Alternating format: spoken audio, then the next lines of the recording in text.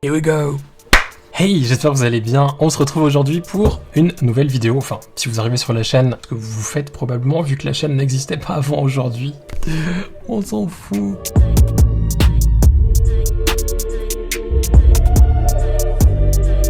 Dans cette première vidéo, je vais vous montrer comment est-ce que je bricole mes tuteurs avec une réserve d'eau, ou comme ils disent en anglais, self-watering. Ce que je vais vous expliquer dans cette vidéo, c'est vraiment ma manière de le faire.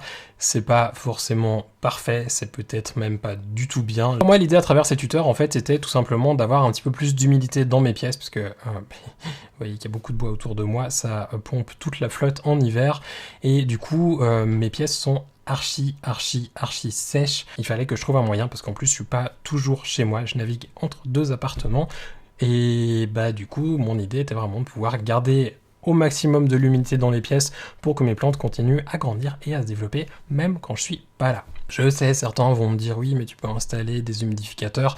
Il y en a déjà un, il y en a un deuxième qui a été commandé qui va arriver, mais pour le moment c'est pas suffisant parce que le réservoir après un jour il est vide, donc j'aimerais bien trouver d'autres moyens que de foutre des soucoupes avec des billes d'argile partout dans mon appart. C'est pas très joli, pas pratique. Du coup, l'idée c'était de garder l'humidité, mais en plus d'avoir de la sphène qui me permet en fait d'aider les racines aériennes à se développer. Elles viendront s'accrocher sur la sphène. Comme c'est humide, c'est comme quand on fait des boutures, de la propagation, et ça permet de vraiment faire des racines qui prennent bien comme il faut. Puis dernier truc, c'était aussi l'idée de faire des tuteurs qui sont pas moches et pas trop coûteux. Le premier truc qu'il va vous falloir, c'est tout simplement un tube en PVC, genre canalisation. Prenez un truc qui est pas non plus un bazooka, ça sert à rien du tout. L'idée c'est plus d'avoir quelque chose qui est à la taille d'un tuteur correct, qui permette aussi de garder un peu d'eau. Regardez juste quand vous l'achetez d'avoir quelque chose avec à l'intérieur, en fait tout simplement le joint en caoutchouc pour vraiment garder l'eau et éviter que ça fuit dans votre pot en terre, sinon vous allez faire pourrir vos racines en 2 secondes. Bien entendu que s'il y a le joint, il faut aussi le bouchon qui va avec. Alors le tuyau en PVC et le bouchon, normalement vous en avez pour moins de 5 €. En tout cas, ici en Suisse, c'est ce que j'ai payé. Je pense qu'en France ou en Belgique ou ailleurs, en Europe, ça va être encore moins cher. Donc ouais, c'est pas ça qui va vous coûter cher. Pensez aussi à un truc, perso, je les ai pris un peu petits, mes tuyaux en PVC. J'aurais dû les prendre plus grands pour vraiment pouvoir les mettre bien en terre comme il faut. Pour la peine, ils sont un petit peu trop hauts dans le pot. Ils tiennent avec le poids de l'eau, mais c'est pas ouf. Donc n'hésitez pas à vraiment à prendre plus long que ce que vous pensez, quitte au pire à les scier au sommet. L'avantage aussi d'ailleurs de ces tuteurs, c'est que finalement, si vous avez besoin un jour, vous pouvez tout simplement remettre un tuyau par-dessus et allonger la hauteur. Donc là, j'aurais très bien pu le faire, j'ai eu un peu la flemme.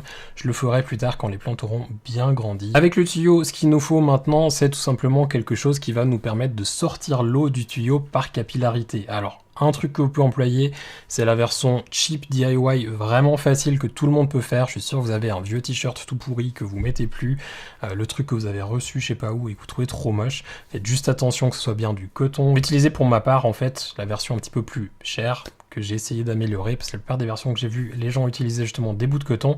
Je me suis dit c'est bien, mais je suis sûr qu'il y a moyen de faire mieux, et en même temps que je réfléchissais à ça, je suis en train de regarder une vidéo de Toupette, une chaîne française, je pense que vous connaissez, qui parle beaucoup d'animaux, terrarium, tout ça, d'ailleurs qui est aussi apparemment passionné par les plantes, et il utilise dans ses terras un truc qui s'appelle de l'hygrolon. Je connaissais pas du tout ce truc avant, découvert ça par sa chaîne, et je me dis en fait c'est exactement ce que j'ai besoin. Donc j'ai commandé une grande feuille, je sais pas si on peut appeler une feuille, mais en tout cas un grand morceau d'hygrolon. Coûte un petit peu plus cher quand même que du coton, mais bon, après ça dure aussi un bon moment. J'ai commandé une truc de 2 mètres par 1 mètre, comme ça je coupe des bandes juste de 2 cm, 3 cm, et je les mets dans mon tuyau. Pour les couper, un truc qui peut être pratique, c'est juste d'avoir un stylo noir si vous avez du coton blanc. Sinon, si vous avez un truc comme de l'hygrolon qui est foncé, un crayon à maquillage blanc ou un crayon tout simple blanc, ça fera tout à fait l'affaire, et ça permettra d'aller un peu plus vite à la découpe. Du moment où vous avez découpé vos bandes, vous allez les coller. J'ai utilisé perso de la colle à chaud, colle en pistolet, pour coller à l'intérieur du tuyau et à l'extérieur. Je l'ai ensuite fait tourner de manière à avoir en fait pas un truc qui est droit tous les côtés, mais qui est un petit peu en spirale autour du tuyau. J'ai mis 2-3 petits points de colle à gauche à droite pour qu'ils tiennent bien en place et qu'ils bougent pas trop. Voilà, tout simple. Ensuite pris du grillage en plastique que vous trouvez dans n'importe quel magasin de bricots, le truc le plus basique du monde, tout simplement avec des trous qui sont assez larges pour laisser passer les racines aériennes dedans, faire ressortir un petit peu la sphène aussi qu'on va utiliser pour faire le tour de notre tuteur. J'ai pris perso du verre, retrouvé en noir, en gris, éviter juste encore une fois du métal, éviter que ça rouille et puis foutre la merde avec certaines plantes. Je prends perso du plastique, mais je suis pas trop pour le plastique. Je coupe une taille qui fait la taille, la circonférence de mon tuyau, mais un petit peu plus large, de manière à avoir de la place pour mettre de la sphène et d'autres petites joyeusetés dedans. Pour le moment, en termes de budget, normalement, si vous faites la version basique, vous êtes ici à moins de 10 €, je pense, facilement. Le grillage coûte peut-être un petit peu à l'achat, mais après, ça vous tient un bon moment et vous allez pouvoir en faire des tuteurs. Vous pouvez même l'utiliser pour faire grimper vos plantes ou faire d'autres trucs avec. Ensuite, j'ai mis mon grillage à plat. Dedans, j'ai mis ma sphène que j'ai bien humidifié avant et qu'ensuite j'ai bien égoutté, parce que le but c'est pas de mettre un truc complètement trempe. Je l'égoutte au moins 3 fois en serrant 3 fois. Ici je l'ai serré quelques fois un petit peu plus parce que j'avais un petit peu trop d'eau dedans. Du coup je l'ai serré un peu plus. L'idée c'est pas qu'elle soit détrempée parce que de toute façon elle va être humidifiée par la suite en continu grâce au réservoir qu'on est en train de créer. On la met vraiment pas trop trempe, sinon ça va tout faire pourrir.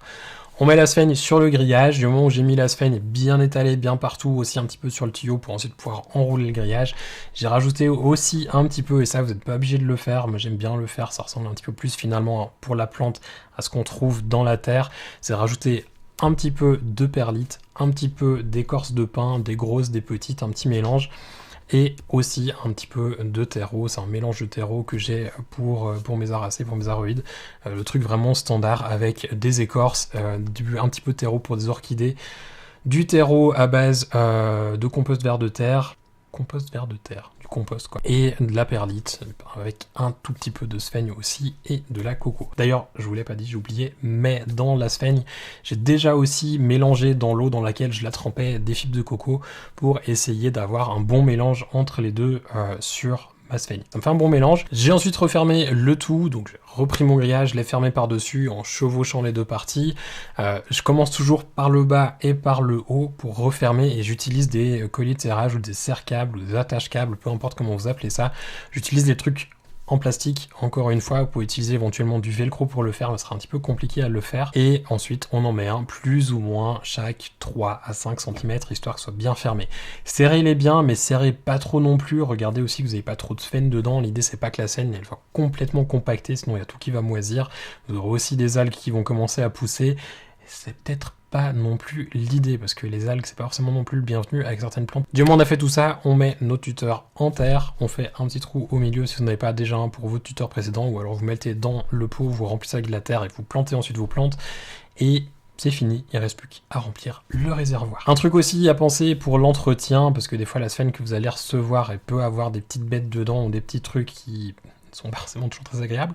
Un truc que j'aime bien faire, c'est tout simplement après régulièrement, comme je le fais sur mes plantes, en fait je le ferai aussi sur le tuteur, c'est de sprayer un petit peu avec un mélange d'huile de Nîmes, de savon noir et de l'eau que je mélange et que je vais tout simplement vaporiser, brumiser sur mes plantes et sur le tuteur. Je vous ferai des petites updates de temps en temps par rapport à ces tuteurs pour voir comment les plantes évoluent dessus.